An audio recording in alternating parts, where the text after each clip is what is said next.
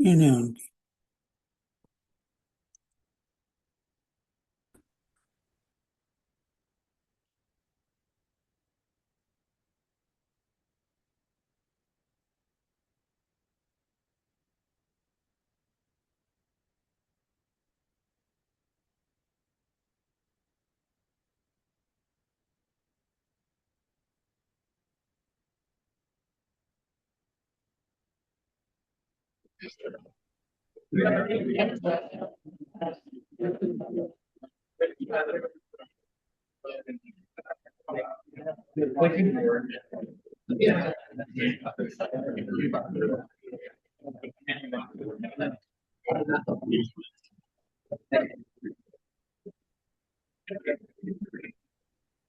करे तो क्या होना होगा। Thank you everyone for being here. Dr. Roden said that he has not seen this many people in this room since before COVID. Thank you all. I am Alex Vick. I've had the privilege of co-mentoring Yash with Dr. Dan Roden. And I think out of the many things that I will remember about our time together, Yash really marked the introduction of artificial intelligence into really the research enterprise at Vanderbilt, but especially in our lab. And so I did what I thought Yash would do, which was I just asked AI if it could generate some slides for me. The problem is that there are some small mistakes, like Yash does not actually have any PhD yet. His dissertation is not entitled Deciphering the Dynamic Genome Somatic Mutations of Aging and so forth. So that was my first attempt last night. I was like, okay, I'll have to go to plan B and actually do the work myself. Normally, I actually just ask Yash to make the slides for me, but that wasn't the right occasion for this, although he probably would have done it. Yash was pre-trained, which he'll tell you about later, what pre-training means, at Stanford, where he wrote for the Stanford Daily. And he wrote this himself, I believe, that when not studying or writing, and studying and writing was really what he did most of the time in his PhD. He loves listening to rap music or playing basketball, and he was also an amateur stand-up comedian. Which I didn't know actually, but I found this yesterday. Trying to hide that. Now, pre-training AM models gets you far, but not all the way there. But I'd say at Stanford, you really learn to appreciate the finer things in science. He told our lab and all about this Pacific Symposium on Biocomputing on the Big Island of Hawaii, and brought a number of us there, and we had a marvelous time. This was with one of his Stanford mentors, Russ Altman.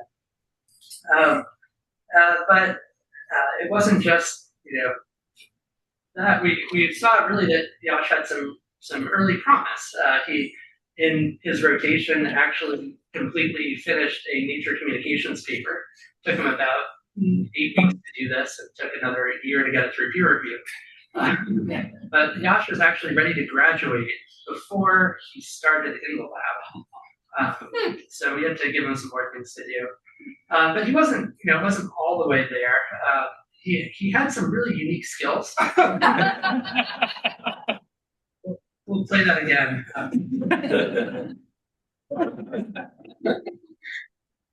So it was good, but not, just needed a little bit more fine tuning, you might say. So, he had some goofy tastes in clothing, I guess. And so he spent a lot of time in clinic, and he learned to be a physician scientist. So eventually we set Yash free in the wild. He would go to meetings with us. Then he started going to meetings without me. And then I started going to meetings without him. And at the meetings, people would come up to me, very distinguished scientists, members of the National Academy. Hi, Alex, how are you doing? Oh, I'm great. How are things at Vanderbilt? All good. How's Yash doing? I was like, Yash is great. Why do you ask? Well, you promised us this figure for our science paper, and you haven't given it to us. Like, don't worry. He's working on it. And then the next person walks up to me. How's Yash doing? Oh, he's great. We really want to get this paper back to Nature. Can you ask Yash where things are?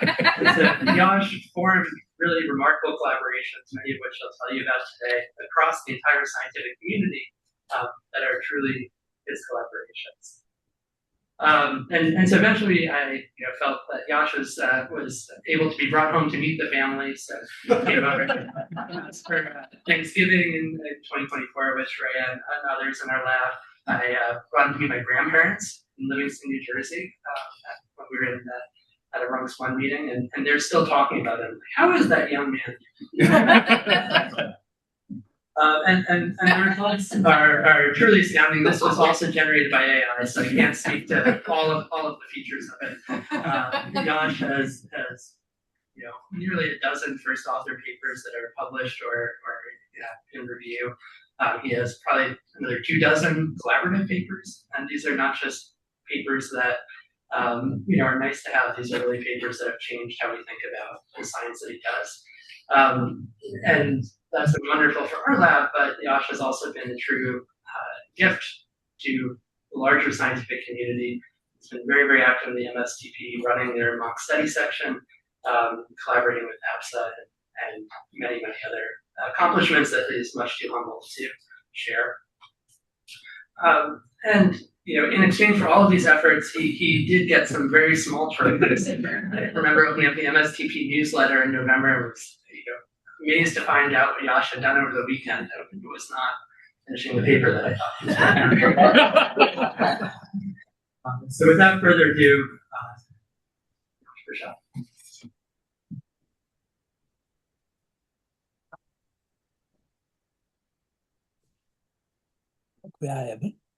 Thank you for the really kind introduction, Alex. It's been a pleasure being in your lab and being mentioned by you.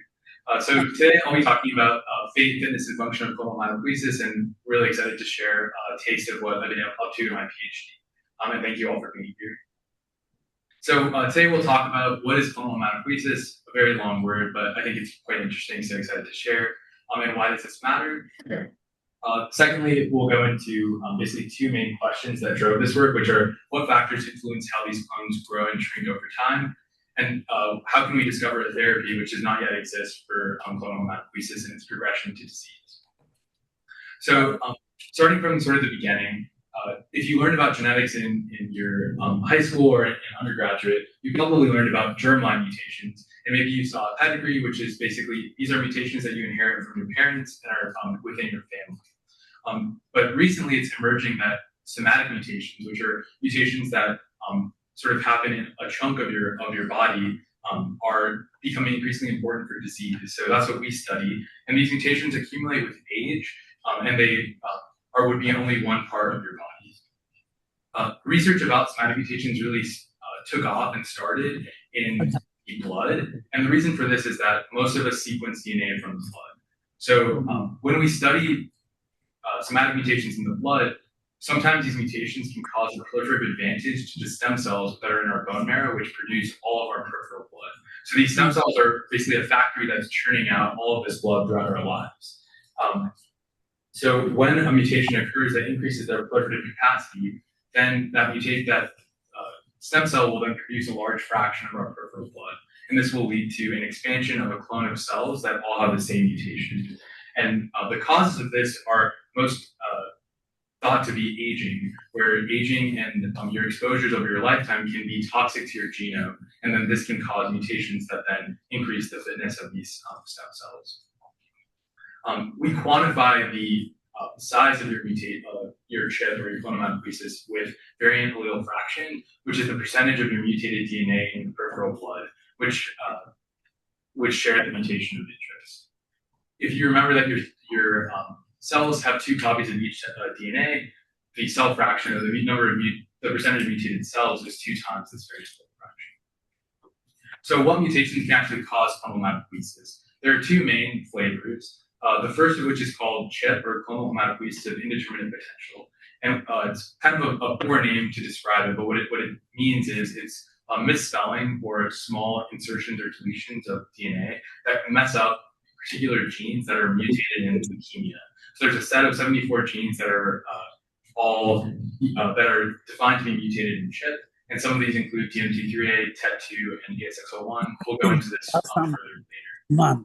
But in contrast to these small misspellings, there are also larger structural chromosomal changes that can occur called mosaic chromosomal alterations.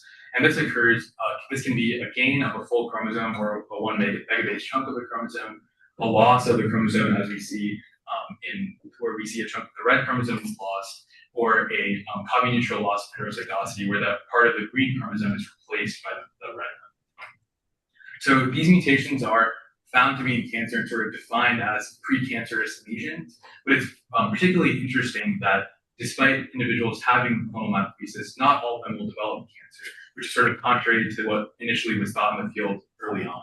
And more than this, actually, most will not develop cancer. So this is really an age-associated phenomenon from which very few individuals progress. This observation was particularly interesting in light of the finding that clonal hematopoiesis in people with it are at a very increased risk of death. So that increases all-cause mortality risk. In the initial study in 2014 by Sid Jasewell and colleagues, they produced this Kaplan-Meier curve where they're plotting time on the x-axis and the proportion of individuals who are surviving on the y-axis. And we see there's a stark difference between people with CAH and without CAH. And since I told you that not many individuals with CAH will die of blood cancer, this is not fully explained by the fact that they're precancerous lesions. There must be other reasons why people are dying from CAH. And this in turn has now led to a large body of epidemiologic evidence for CAH increasing the risk of many age-associated diseases. I've highlighted ones that I have the privileged opportunity to be involved with, but we can see it increases the circulating mutated blood cells are infiltrating tissues all across the body, and they can cause disease ranging from stroke to osteoporosis to rheumatoid arthritis, response to COVID-19 infection, solid organ malignancy, and heart disease. The real driver of death in CAH is heart disease, so you can also and so who is at highest risk of disease? People who have more of their blood that's mutated, and this kind of makes intuitive sense. But people who have a larger VAF have an increased risk of blood cancer and cardiovascular disease and sort of all of the associations that I've described. And this was basically shown through studying individuals and deeply sequencing their genomes to identify really small clones up to large clones. So today we'll dive into two questions which are part of my PhD. The first of which is what determines whether this clone becomes big? If it starts small, how do we know if it's going to grow? And the approaches that we took were with serial sequencing, which is sort of the natural way to test this. And then secondly, I'll talk about a method that was initially developed by Alex before I joined the lab, and that we were able to scale up where we can estimate how a clone will behave from a single sample. And then secondly, I'll talk about our quest and our goal of finding a treatment for this condition. And using that, we took three approaches, one being drug repurposing, using human genetics, and AI models. So first, what determines the clone's trajectory? So as I mentioned with serial sequencing, what you do is basically you can take two samples of DNA that are some number of years apart from the same person and check them for clonal hematopoiesis at both time points. This sounds quite simple, but because the initial idea of genetics was that your genetics don't change over time, there are very few cohorts that have longitudinal sampling at two time points. You just donate your DNA and then you'll be part of, for example, NIH's all of this study. So it took a lot of effort to actually curate these data sets, which were done by individuals sort of before my time. But the questions we can answer with this then is what determines if a clone grows and transforms to cancer? So the features that we hypothesized were the driver mutation, what gene is actually mutated, the resilience of the cells to cell division, since CAH is putting a lot of pressure on these stem cells to divide constantly. And then thirdly, your inherited genetics and how that interacts with your chip mutation. So to do this, we performed two longitudinal chip studies where we basically did this serial sampling approach. The first one was in collaboration and co-led by Tara Mack, who's a former PhD student in our lab, who's now a postdoc at University of Washington. And what Tara and Alex did when they created this cohort was serially sample people in BioView at two time points, 3,000 individuals, where the average follow-up was about 6 years. And then I had the opportunity to work in a project led by Alex Reiner, which is in the Women's Health Initiative, where we were able to do the same study at a much larger scale with 7,000 elderly women who had DNA 16 years apart. So first, we wanted to look at what driver mutations alter clonal trajectory. So when we look at individuals who have CHIP across 1 million people, since we now have 1 million people sequenced, Quinn Zhao, a PhD student in our lab, and I were able to examine and see the driver gene distribution across all these people. And although there are 74 genes which can cause CHIP when they're mutated, most of the mutations are in 2 major genes, TNT3A and TET2, and there's sort of a long tail of mutations that are individually quite rare. So we wanted to see how does your driver mutation, what slice of the pie you're in, affect if your clone transforms or grows. So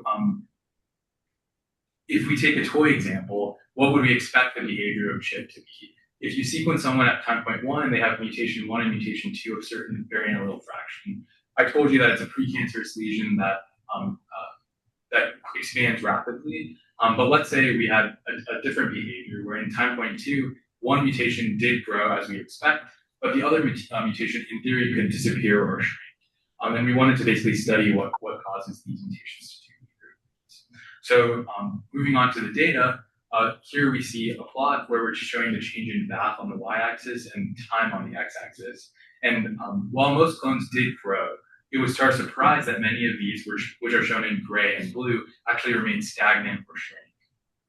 And this is shown across driver genes where we see they're stratified by driver at the top in gray. And this was interesting to us, and we thought this provided a really interesting opportunity to study why do some people have clones that shrink or stay stagnant, and could we leverage those insights to use that for therapies and for to understand mechanisms for all people who have CH. So sort of plotted a different way, we can model the growth rate of these clones from two serial sequencing time points using an exponential growth rate model, which is the same equation you would have used in algebra to model the growth of your money in a bank account, which is compound interest. And what we found is basically that robustly, certain driver mutations grow faster than other driver mutations. So SF3B1 and SRSF2, splicing factor mutations that are commonly found in leukemia are associated with a faster growth rate across cohorts, whereas DNT3A tends to be an indolent, slow-growing mutation. In between always happens to be TET2 and other drivers. But so while that's interesting, I think the real point that we want to emphasize is that even if that's true, there are many people who have TET2 clones that are growing faster than SF3B1 clones in a Women's Health Initiative. So this tells us that driver gene is important, but it does not fully explain the growth of these clones, and the heterogeneity is something that's worth investigating. So that's sort of the influence of driver mutation. It's associated and important, but it does not completely explain the trajectories. So next we looked at resiliency to cell divisions, and that's sort of a really vague term that I'll go into what that means now. So as our cells divide, due to a quirk of DNA replication, the ends of the chromosomes shorten because you can't sort of copy over the end of the chromosome. And the end of the chromosome is called a telomere. So as cells divide, the telomere length shown in yellow will shrink as cells divide. And as I mentioned, we have this factory churning out blood cells in our bone marrow over time. So with aging, our telomere length of our blood cells shortens over time. And this is particularly important for CH because in CH, the stem cells are rapidly, a group of stem cells are rapidly proliferating and are under this pressure of, if their telomere length became too low, then the cell would know to commit apoptosis and would die.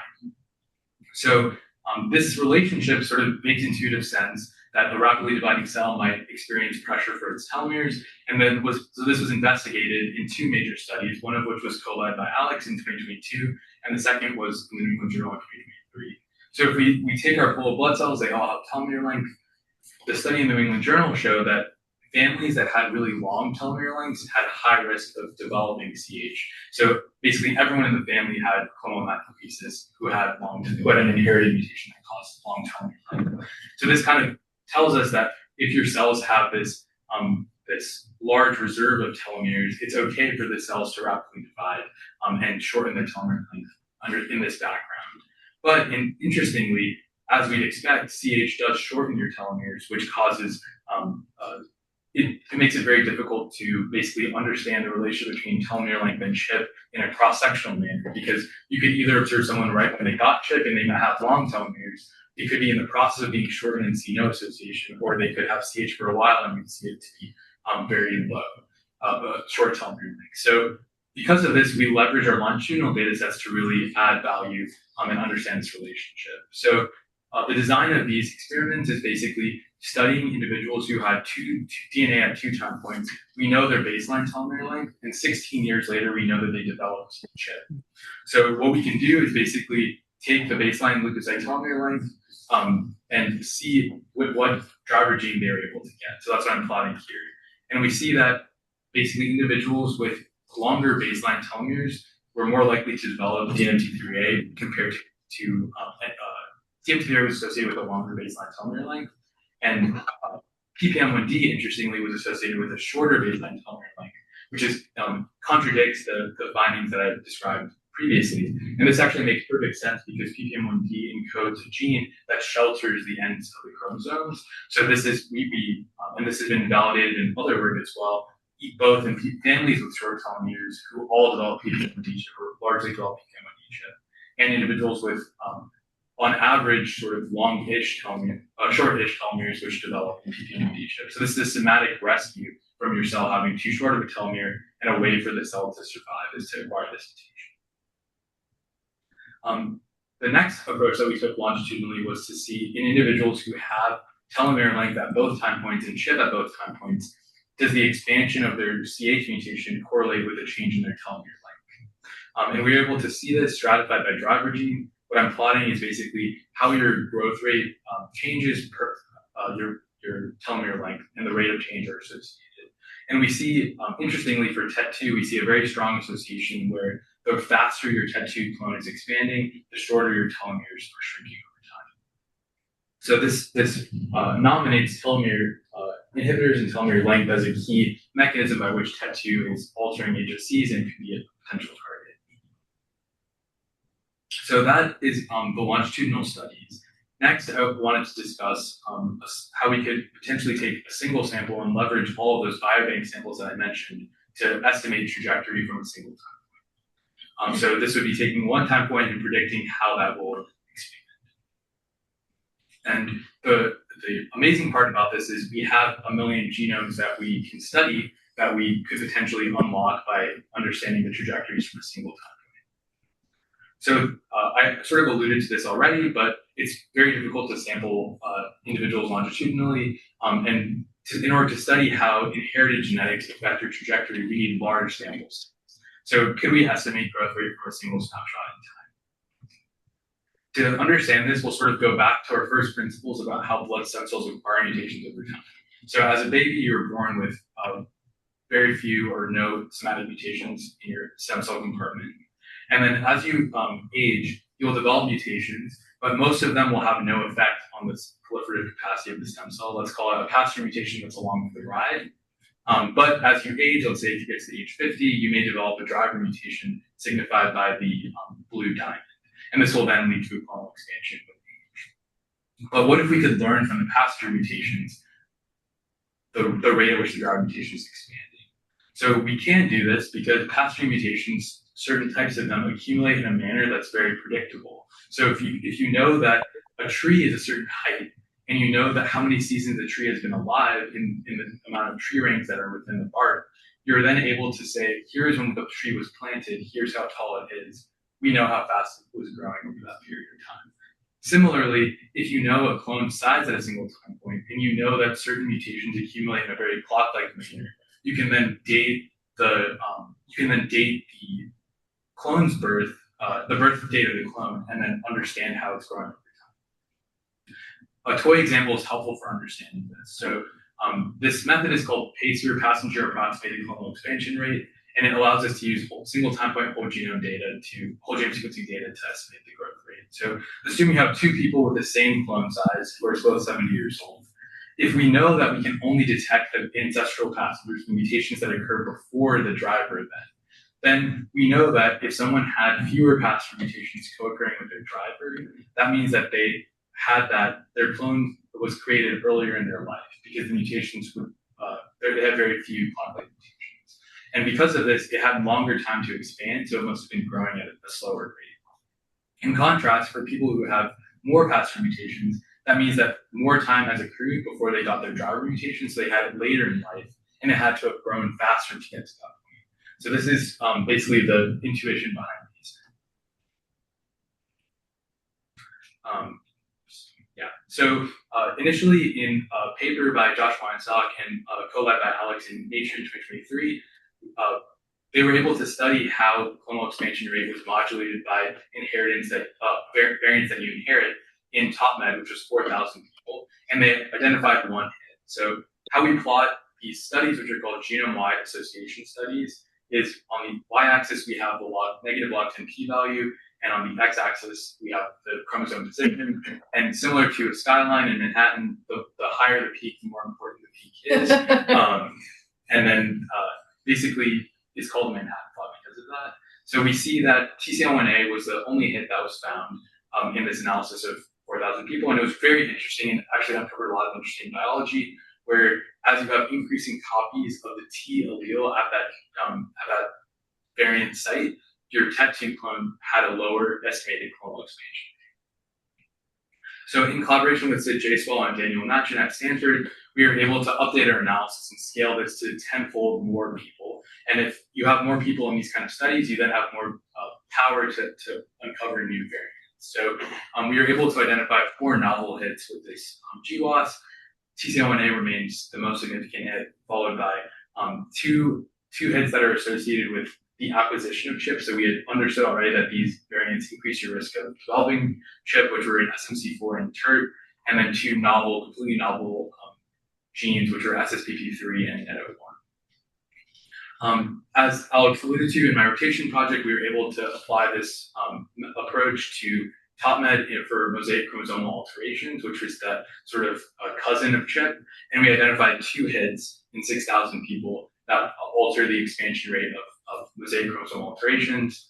And recently we were able to update this, which I was really excited to find 14 novel hits that were associated with this in 28,000 people. I think it's particularly interesting and an open question why there's more genetic regulation or more power to find associated variants with MCAs versus CHIP.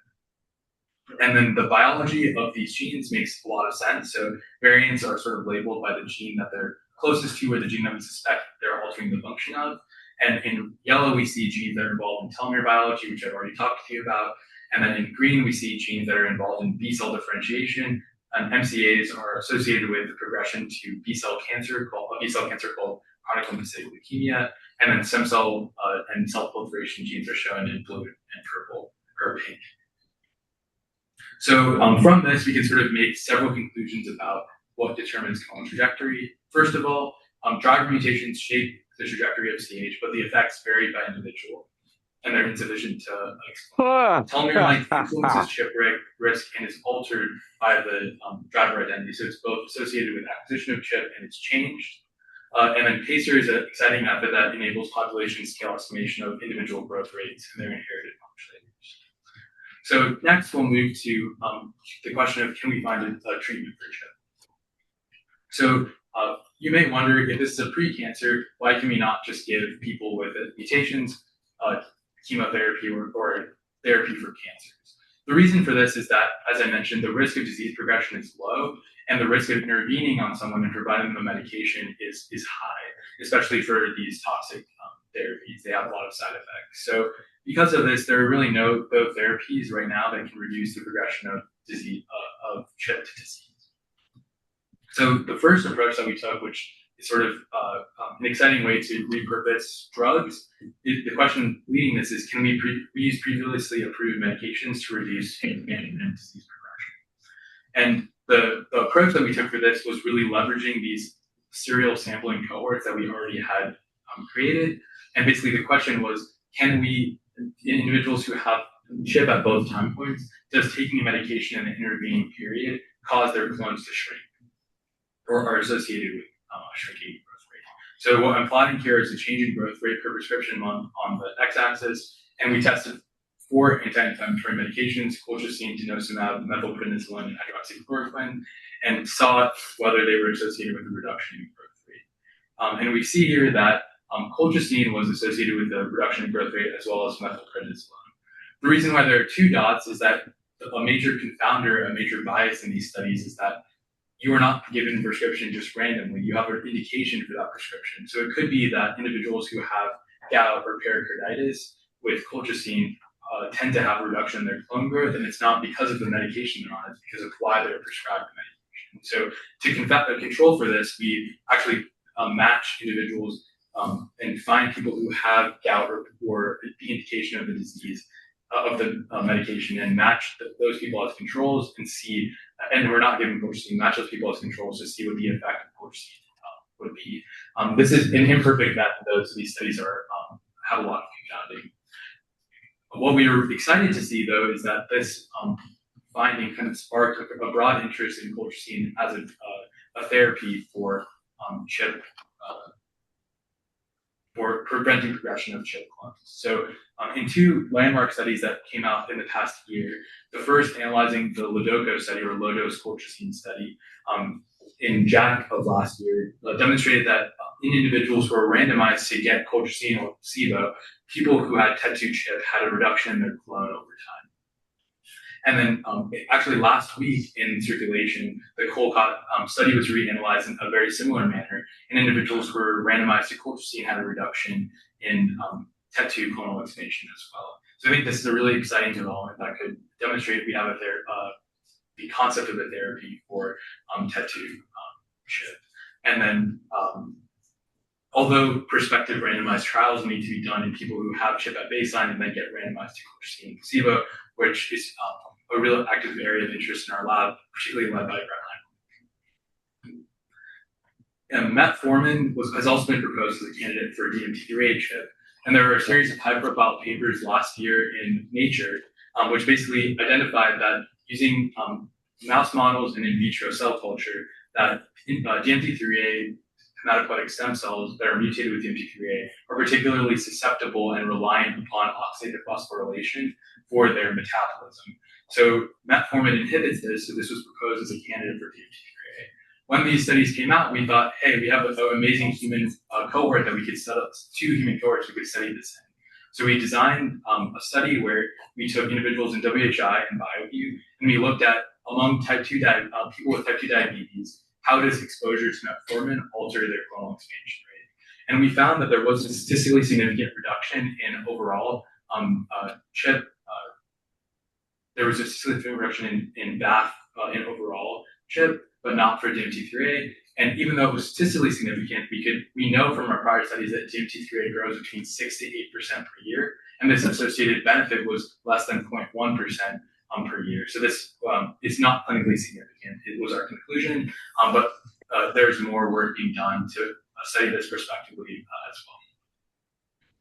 So that's drug repurposing. The next approach we took was human genetics, which is my personal favorite. So why do we care about human genetics for drug development? So genetic evidence has been shown to predict the clinical success of drugs. So what's being shown here is the likelihood of progression from phase 1 to phase 2 to phase 3 to approval of drugs. And drug programs that have genetic evidence are much higher, more likely to have successful drugs. And what does it mean to have genetic evidence? It means that naturally occurring variation in the human genome causes people to not have a function of a certain protein or gene, and those people are at increased risk for decreased risk of disease. And we can study how if we then inhibit that drug, if individuals may have the same benefit there. Secondly, we can also look at the safety of drugs, because we can look at how people, the health of people who have those mutations across all their body systems. So the risk of CHIP is very dependent on inherited variants. We see many peaks in this Manhattan plot, all of which alter your risk of developing CHIP. And the exciting part about human genetics is that each of these peaks is a biologic story where we can basically understand the mechanism of how that gene connects to acquisition of clonal pieces. For the sake of this talk, I'll focus on a single story, which is an MSI2 variant, which reduces your risk of CHIP.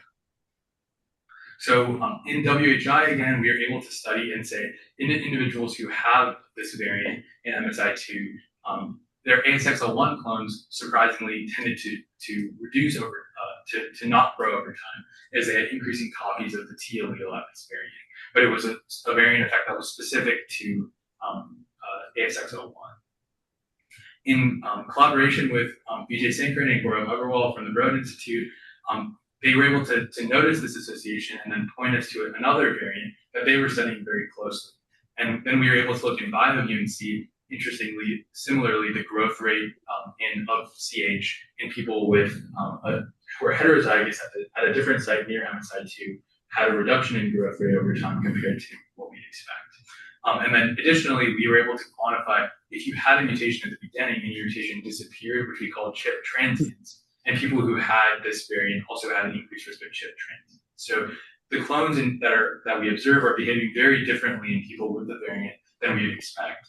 And this mechanism was really interesting and really elegantly shown by Gaurav and Vijay's group. So what they found was that individuals who have a CHIP, who have CHIP, people who are wild type, meaning don't have an MSI2 variant, this site is an enhancer where GATA2 will bind to that site of the genome next to MSI2 and increase its transcription.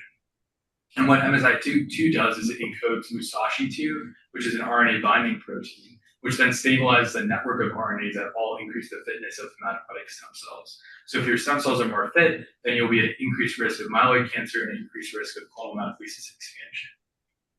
If you have the variant then disrupts the binding of GATA2, which then leads to a decrease in stabilization of this HSC fitness network of RNAs, and then decreases your risk of blood cancer and CHIP. So it was a pleasure to work on this really interesting story with them. The final piece that I want to talk about today is how we use AI to prioritize treatments for CHIP. So the real motivation behind this was, what if we could test in potential treatments using a computer in just some hours rather than doing years of experiments? And the key innovation that occurred in the field was the development of something called a single cell foundation model. So a single cell foundation model basically allows you to predict the effect of a genetic knockout or a treatment with a drug in silico. And how this works is very similar to ChatGPT or other large language models that you're familiar with, that are in modern times. So unlike how ChatGPT is trained on the entirety of Google or the entirety of the internet, single cell foundation models are trained on all of the single cell data that exists in the world. And basically what they can do then is they can be fine-tuned for particular purposes. So knocking out gene Y, it can make hypotheses. So part of the things that single cell foundation models can do is predict the effect of what a gene does to a cell. So there's a idea that maybe the model will propose knocking out gene Y will prevent the development of cancer or progression to cancer in a CHIP cell. And then we could then actually design an experiment based off of this hypothesis generated by the computer to then drug gene Y with drug gene X, drug gene Y with drug X. Should have changed that, sorry. And basically this would be a prioritization of care. So why would we want to do this? I kind of alluded to it, but we could prioritize experiments and really shrink the experimental space that of what we have to do, which can save money and save time. Additionally, in the setting of rare disease, if you don't have a lot of data to make insights with traditional approaches, we can actually use all the knowledge we gained from pre-training on the corpus of millions of single cells to then prioritize therapeutic targets in a data scarce setting. And then thirdly, it's very difficult to manipulate. Although we're very good at genetic manipulation, manipulating many genes at the same time is challenging. So we can model combinatorial perturbations. And basically what this would mean would be this drug only works when it's combined with this other drug, and they work together better than we predict us independently. So in collaboration with Tariq Nundy from Argonne National Labs and Joe, PhD student in our lab, we then sought to test, first, there's a lot of hype around this topic, does it actually work? So what we did was we took publicly available data sets of primary T cells that had been activated or were resting, and we asked the model, can you distinguish between these two cell states, and what genetic knockouts will reduce the ability of the T cell to be activated? The reason why we picked this topic was a group at UCSF, Alex Arson's group, had done a whole genome-wide characterization of how the knockout of each gene affects the activation of T cells using flow cytometry, which is independent of single cell data. So we had our answer key and we had our set of predictions. How did they shake out? Unfortunately, only 3 in 100 of targets were correct, so how do we evaluate this? We looked at what percentage of genes that were proposed were actually true targets who had an effect in flow cytometry, and then what genes could we rule out? Because those are sort of the two ways you would use the model. And as I mentioned, only 3 out of 100 were correct, which is sort of in line with the traditional analyses you would do with single cell data. Whereas it was slightly better at ruling out genes that had no effect. But we were persistent and we didn't stop there. And this aligns with previous literature that has shown that simple models often outperform complex models for these tasks. But we didn't stop there. We wanted to improve it. So we had the idea of basically a key limitation of this is that it can generate many predictions, but it can't actually learn from the examples that you're generating. So this inability to learn from examples was a key limitation with these models. So then we created this idea of closing the loop, which is basically similar to how you would teach a human. You could say, you made these predictions, but these are wrong. Here's actually what happened when we inhibited the gene. Now make new predictions. So we were able to connect perturbation single cell data with the models to then make further data. And we were able to use previously existing data in this case to then make new predictions and evaluate it with this unseen answer key. And what we found was that closing the loop improves the positive predictive value by 3-fold. So now 1 in 10 targets are correct, which I think is still not perfect, but it's much more useful to our experimental colleagues if we can state one of these will work for the biologic use case that you're looking. And then the negative predictive value sort of stayed constant. So then we are happy with this, but wanted to actually apply it to a disease of interest. And this is in collaboration with Katrina Erickson, the RUNX1 research program, along with Anupriya Agarwal and Esther Obeng, where we basically studied this very rare disease called RUNX1 FPD, which is caused by a germline mutation in RUNX1 that affects about 200 families in the US. So as you can imagine, there's not a lot of single cell data that exists for this disease, which causes accelerated aging and clonal hematopoiesis. So individuals with RUNX1 FPD will develop leukemia by the age of between 20 and 40, when most people develop leukemia if they do between 60 and 80 almost. So this is a quite accelerated aging and inherited form of blood cancer. So what we did was sort of the same approach. We took RUNX1 mutated stem cells, we generated them in our lab. We applied single cell foundation models to them, generated a set of first predictions, then based off of those predictions, applied small molecule inhibitors of certain drugs, and then fed that information back to the model, and then asked it to make predictions. So I won't show you the sort of initial performance without closing the loop here, but I'll show you what we found after we did that, which is we identified targets that shifted cells that were in blue towards the gray, which is away from the mutation and towards, like, let's say, health. And these were 6 targets, CD74, JAK1, JAK2, and a few other genes. And so we wanted to actually see in our hands if we inhibited these drugs, what would happen.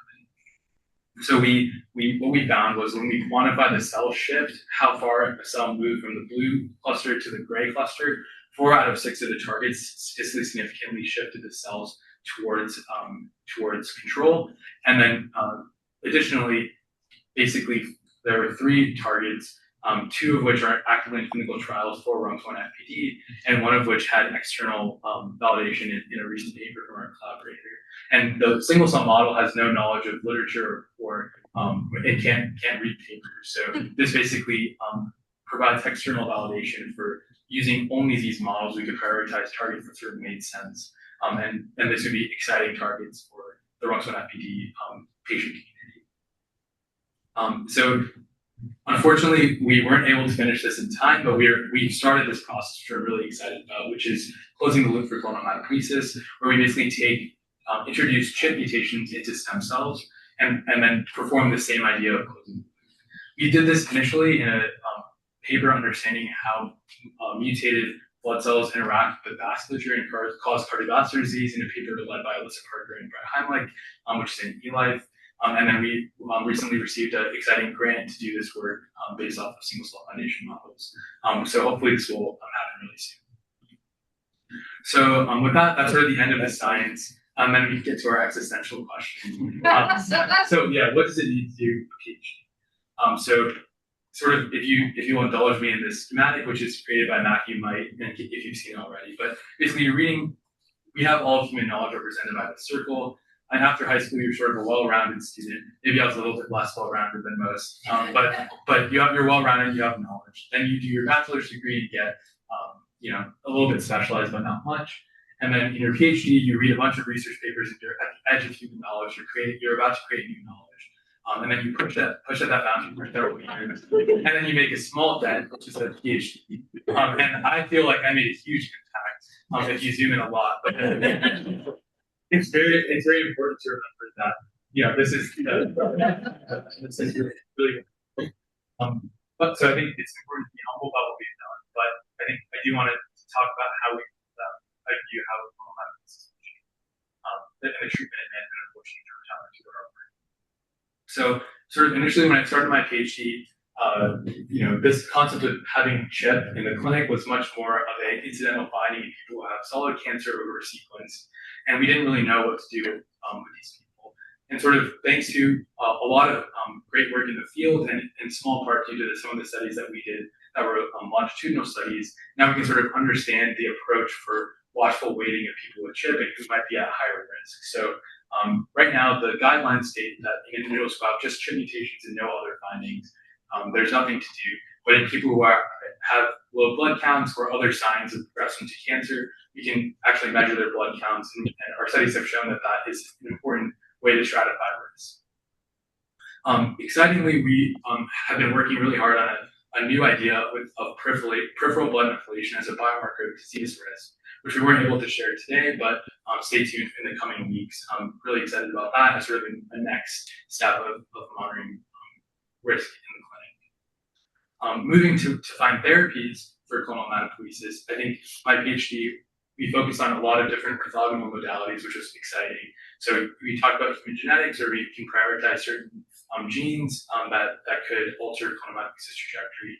We looked at real-world drug repurposing approaches to prioritize those, AI predictions, and we developed methods to do so, and then cellular and animal models also propose some targets. So what I feel is the most impactful and will be most impactful for patients and people with hematopoiesis is if we can find something that intersects through all of these orthogonal approaches, and something like that will be much more likely to succeed in clinical translation. So I think tackling the problem from all these different angles is something that I learned a lot about in my PhD and appreciate a lot now.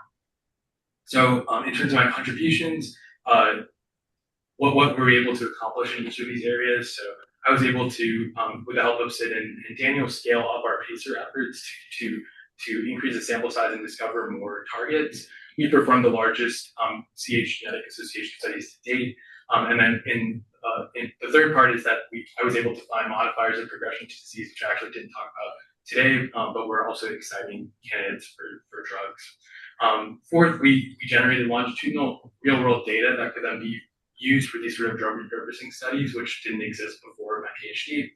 And then for AI predictions, I was able to generate methods that could close the loop and improve the ability for single cell foundation models to find targets. I did very little cell and animal modeling work, but we made sure to take pictures when I did.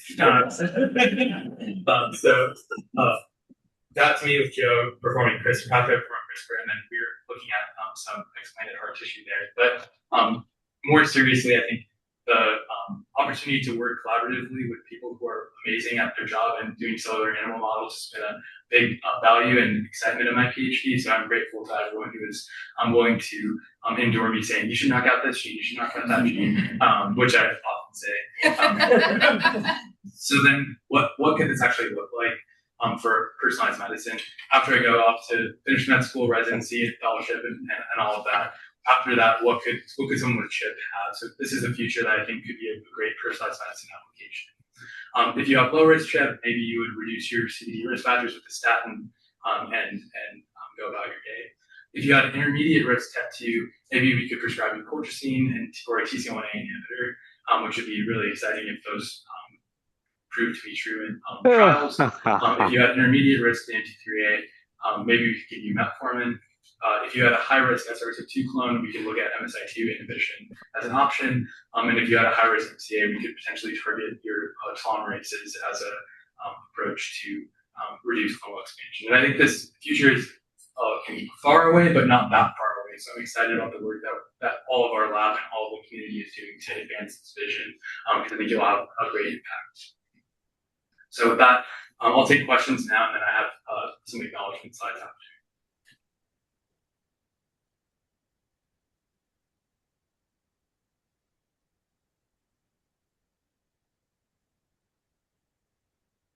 What was your favorite project? That's, yeah, all of them, which is why I was so distracted.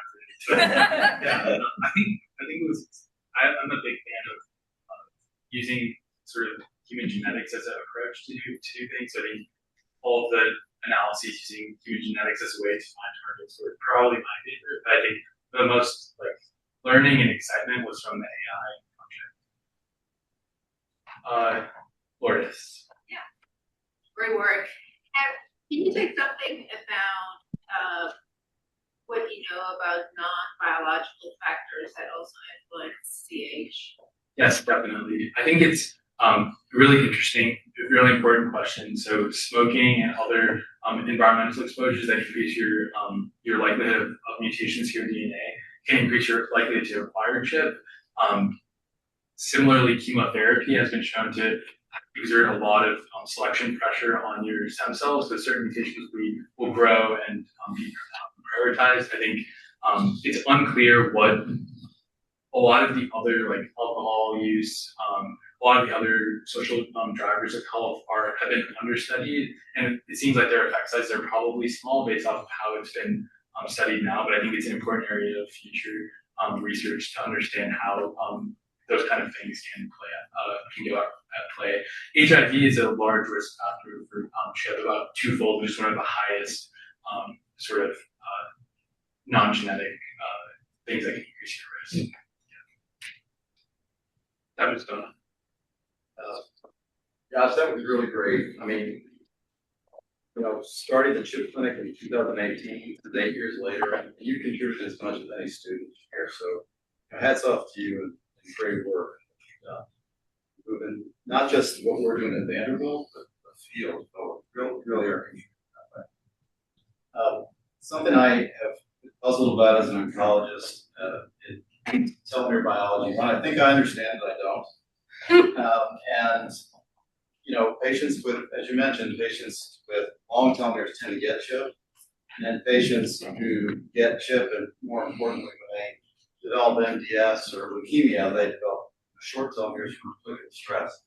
So now that you're a PhD, can you opine? It's not a PhD yet. I couldn't communicate here Alex to that degree. Only get it first.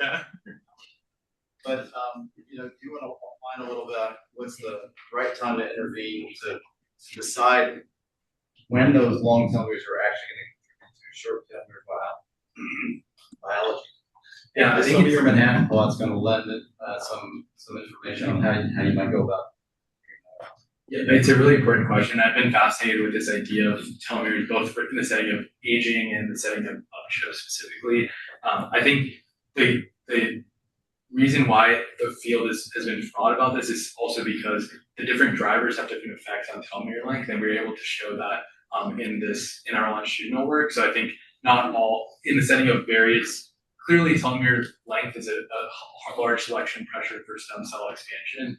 And sometimes if you have too short telomeres, you'll develop a different mutation that then can save your telomere length and is selected for in that cell. If you have long telomere length, you sort of have that reserve function. So I think it's, I'm not sure I have any thoughts on when to intervene specifically, other than telomerase inhibitors can be interesting in the right patient, but I think it does help us study the landscape of mutations that could be acquired, and that might tell us which drivers are more susceptible to telomerase inhibition with metastatin and other approaches like that. So that's from the therapeutic lens, but I think from a mechanistic perspective, it's very interesting to understand how these are all connecting, and I think we haven't really. Actually, I mentioned PPM1D and the sheltering complex, but I don't think it's really been actually shown specifically how these are all interacting, what the mutations are doing. So it's a great question. Oh, there's some questions in the chat. But in the interest of time, Yash. Yeah, I can my yeah. I will shift that. Okay, great. So yeah, for my acknowledgements, really have a lot of people to thank, especially the people in this room. I think this is not my PhD, I would say it's our PhD together, so I'm really grateful. If you're willing to be a co-author. So firstly, I really want to express my gratitude and appreciation to Alex. I think, yeah, when I first joined his lab, the amount of time that he invested in me and teaching me how to be a physician scientist and how to think is something that I'll always be grateful for, and you know, that's a gift that is really meaningful to me. I admire many things about Alex specifically, but I'll just name a few that I hope to bring forward in my career. First, his relentless commitment to our trainees and understanding where we want to go in life, how we can get us there, has been amazing for me.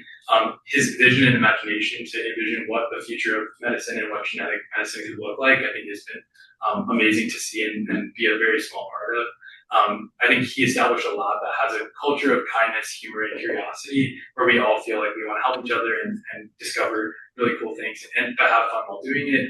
And I think, as he sort of alluded to, he mentioned that collaborations were mine. I don't think that that's necessarily true. I think that he put me in a position where I could feel comfortable advocating for myself and being excited about science enough to then be jet across the world to talk about what we do and then connect with other really exciting people. So I'm really grateful for all that he's done on that end. And then I think, and related to that, he sort of allows us to meet external advisors and role models. If I'm like, wow, that person is really cool science, it's like, oh, you can just meet him at this meeting, which is amazing. So I think you inspire us to realize the future while ensuring that we don't forget how fun science is. So thank you for being the best mentor that I could probably ask for a PhD. Thanks to my parents. Their love and support and sacrifices for my education and for me throughout my life is really what motivates me, and I hope to make you proud every day with what I'm trying to do. Thank you to my grandparents, my nani, maternal grandparents, and dada, paternal grandparents. Dada is here on this call at about 2 a.m. I appreciate that, and their unconditional love and friendship has done a lot to me. And especially my daddy's love of science and really instilled that in me from a young age. And then our extended family as well. So my mom's brother, Meet Mama, and then James Joshua, Jachi, and Anita and Alicia. Thank you. I want to thank Shreya for her unwavering support. We met sort of at the very beginning of my PhD, and it's been meaningful for our relationship to grow over the course of my PhD. So couldn't have done it without her, definitely. Thank you to Dr. Roden. I'm not sure he knows this, but basically in my essay, Why Vanderbilt, it was essentially like an essay about Dan Roden.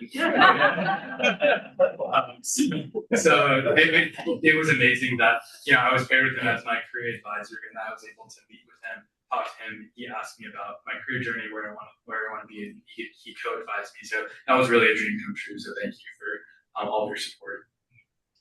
Thanks to my committee members who were also amazing. I collaborated with almost all of you throughout my PhD on various things, and I think that expresses how much I admire your scientific rigor, your commitment to giving me feedback and supporting my career. Thank you to the BIC Lab. There were too many photos to even fit on the slide, but I tried my best. The past and present, I want to thank every member of the BIC Lab. I mean, I'll go fast through each of these. I know we're kind of at time, but thank you to Robert and Brett. They're my role models and really allowed me to be their confidants. I think I would characterize myself as an annoying younger brother who kind of always is looking to pester you and ask you about things, but you were always able to listen to me and be honest about the opportunities and that amazing part about being a physician scientist, but also the challenges that are part of this long path. Thanks to Tara and Hannah for basically teaching me human genetics from scratch during my rotation, debugging code with me, and then both of you really ensured that I enjoyed myself during my PhD, which was a healthy reminder. Thanks to Alyssa Parker for being her level-headedness and listening ear, which is very useful. She sat right next to me whenever I get too excited or down, she would be like, okay. I wanted to thank Joe, he was my partner in crime in lab, and we walked many times from lab to parking garage discussing science, basketball, life, everything. So thanks to Joe. Thank you to Quinn, who's online joining from China, who's my science buddy, and he's always ready to try the next thing. So I'm grateful for when he joined the lab. Thanks to Erica for your enthusiasm, random noises, and coffee runs that you're always with me on. I want to thank Hannah Giannini for her persistence on all of our shared projects and willingness to put up with my general nonsense. Thanks to Sarah for her enthusiasm and kindness as she just joined the lab as a new MSTP, which is exciting. Thanks to Jess for her selflessness and sort of leadership in the PGI community, on her encouragement for me specifically. I really appreciated that. Thanks to Brian Sharper, who taught me basically everything I know about cloud computing, but also asked me about my various interests, which is, I know, has been fun. And then thanks to Connor and Caden, undergrads in the lab, who really inspire me with their dedication. And then thank you to Ashwin and Leah, who are really supportive and always down to work together. Thanks to the RAs, David, Michaela, and Nicole April for all your hard work. And I'm excited to see what the lab does in the future. I think it's a really exciting time. I wanted to thank my previous mentors and teachers. So Russ Altman and Margaret Guo were basically the people who inspired me to pursue an MD PhD, and they showed me how cool computational research could be. So, and they gave me autonomy as an undergrad to decide my own projects, which kind of crazy looking back on. But they helped me a lot thinking about science. Rami Oakblue, Nicole Urbo, Michael Morris, all of which fostered my love for science in high school and college. And then my teacher, Lindsay Holt, who basically taught me how to write in AP Research and Seminar, which has been invaluable, and she always has believed in my potential. Thanks to to Rishabh, who's my adopted brother, basically from undergraduate, who basically reminds me every day how lucky we are to be able to do science. And then he's always silly with me and is just relentless in his pursuit of biological knowledge and understanding how nature works. Thank you to my friends. I'll give a shout out to Mark and Riley from MSCP, whose work ethic, commitment to medicine, science, and their well-being continues to motivate me all the time, especially getting into running and all the things that you guys have shown me is awesome. And then many friends who are joining online, who I always appreciate. I want to thank the Vanderbilt MSCP, first of all, the leadership team, and Megan for believing in me to have the opportunity to train at this amazing program, and then for always having my support when I try crazy things like inviting Francis Collins. And they're always supportive, but question my sanity. And then my MSCP family, particularly Neil, who's been my big and being great friends and guys. And then I want to thank the best in this class. And I think Mark said it best, where this class is trouble. And he said that over and over. If you know, you know. Great. So, okay, I want to thank the Human Genetics PhD program. I learned a lot from all of you, especially my PhD classmates, and then Vanderbilt Genetics Institute as a whole. And then finally, as Alex mentioned, I had the opportunity to work with many amazing scientists and collaborators. And first of all, the Pauls and the Alexes, as we call them, basically everyone with the same name. So they were my mentors and friends throughout grad school, I would say. Tarek Nundy and Ravi Majuri from Argonne National Lab for teaching me about machine learning and having just infectious enthusiasm about that. Sid Jaiswal for his meticulous approach to science and teaching me a lot about chip and genetics. Brent Farrell, Michael Sabona for being our chip friends and members of the Jedi Council at Vanderbilt. And then, as Alex mentioned, I guess people always say you never want to meet your role models, you'll be disappointed. I was not disappointed at all. I highly recommend meeting all of your role models. So I've met many physician scientists across the world, DJ Sankrin, Peggy Goodell, George Vasilou, Sid Carr, Helen Tall, all of which have been amazing and I feel honored to have the privilege to work with such impressive and kind people. And then I wanted to thank the NIA, lastly, kind of, for funding some very small partners. It was about 2 weeks. But I think in all of this, what I really realized is that Leanne Gardner is the real person who was able to do all of this, even though, and put up basically me messaging her for 2 years to try to build this. And then lastly, thank you all for listening. And that's fine.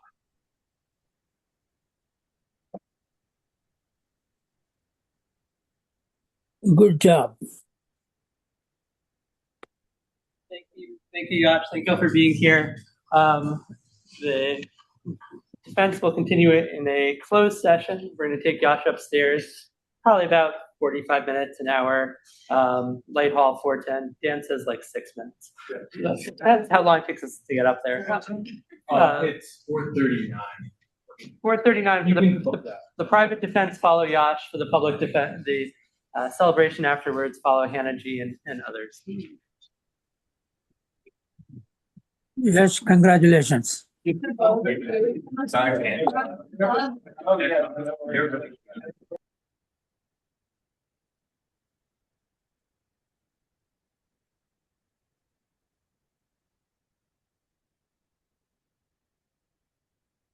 Yes, I'm watching this from home. It's 2 o'clock in the night here. Yash Pershad, congratulations. Good job.